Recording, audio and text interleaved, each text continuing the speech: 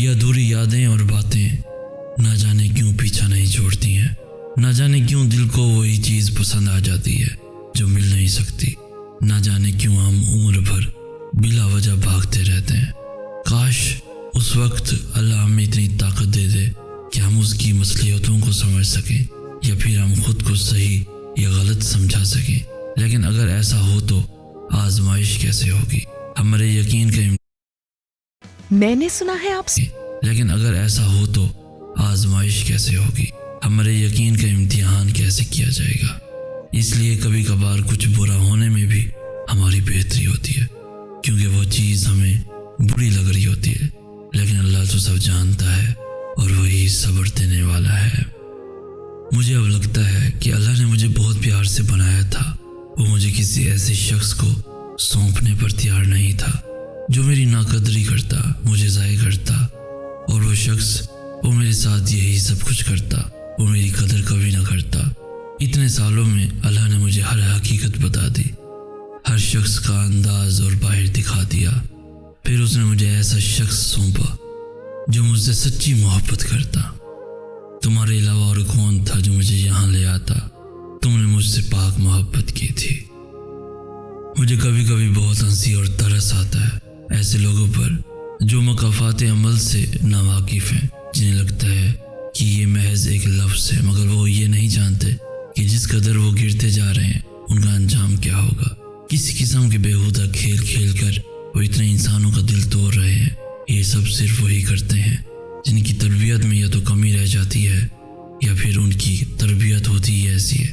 ایسے لوگوں پر ترس کھانا چاہیے کہ وہ دوسروں کا سکون چھین کر خود خوش رہنا چاہتے ہیں۔ بہت افسوس کی بات ہے کہ ان کا انجام اس قدر بھیانک ہو سکتا ہے کہ وہ سوچ نہیں سکتے۔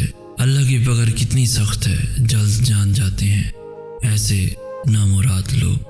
پردہ رکھنا سیکھو، بالکل ویسے ہی جیسے اللہ تمہارا پردہ رکھے ہوئے ہے، کیونکہ ہم سب ایسے راز چھپائے ہوئے ہیں کہ جنہیں اللہ بے پردہ کر دے تو ہم ایک دوسرے کو دفن تک نہ کریں۔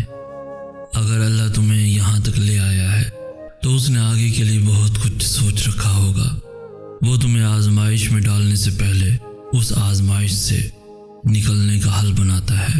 پھر تم ایسا کیوں سوچتے ہو کہ وہ تمہیں بھول گیا ہے یا تمہیں سن نہیں رہا؟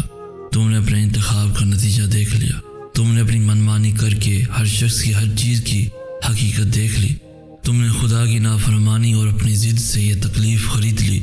تب اللہ کے انتخاب کا انتظار کرو جو تو حل بناتا ہے۔ پھر تم ایسا کیوں سوچتے ہو کہ وہ تمہیں بھول گیا ہے یا تمہیں سن نہیں رہا؟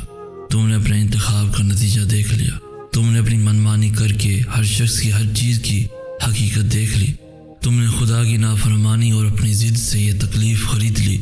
تب اللہ کے انتخاب کا انتظار کرو جو تو حل بناتا ہے۔ پھر تم ایسا کیوں سوچتے ہو کہ وہ تمہیں بھول گیا ہے یا تمہیں سن نہیں رہا؟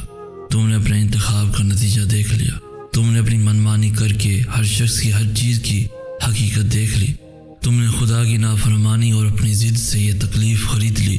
تب اللہ کے انتخاب کا انتظار کرو جو تحفہ، جو چیز اس نے تمہارے لیے رکھی ہے، اس چیز کا انتظار کرو، اور یقیناً اللہ کا انتخاب بے حد پرسکون ہوگا جو تمہیں یہ بتائے گا کہ اختتام ایک نئی منزل کا آغاز ہوتے ہیں۔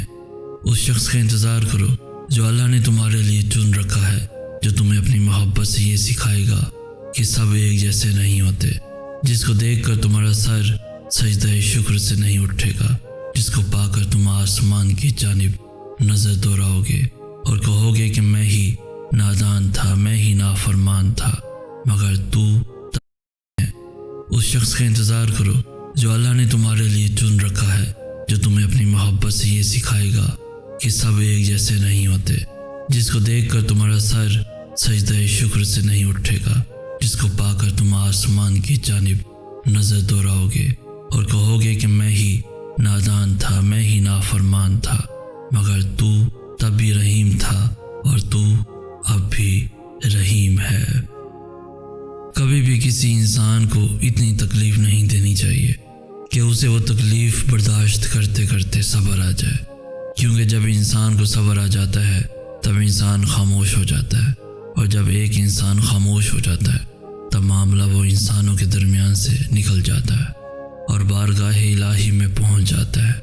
مجھے بہت حیرت ہوتی ہے ایسے لوگوں کو دیکھ کر جو دوسروں کا دل دکھا کر چین کی نیند سوتے ہیں۔ ایسے لوگ دنیا سے بچ کر تو نکل جاتے ہیں، لیکن کیا کبھی سوچا ہے کہ ایسے لوگ روز محشر اللہ کے سامنے کس منہ سے جائیں گے؟ تب اللہ سے چھپ کر کہاں جائیں گے؟ یقین جانو ایسے لوگوں کا انجام بہت برا ہوگا۔